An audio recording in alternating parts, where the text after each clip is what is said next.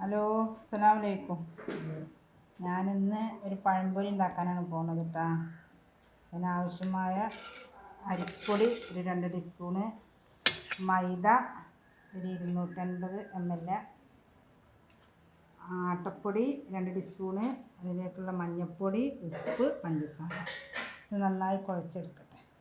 അപ്പോൾ വെള്ളമൊക്കെ പാർന്ന് കുഴച്ച് റെഡിയാക്കിയിട്ടുണ്ട്.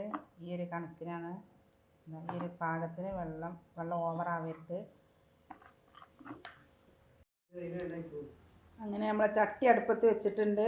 പഴംപൊരി ഉണ്ടാക്കാനുള്ള ഒരുക്കത്തിലാണ്.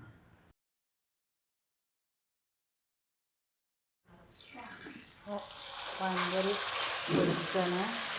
എണ്ണൊക്കെ ചൂടായിട്ടുണ്ട്.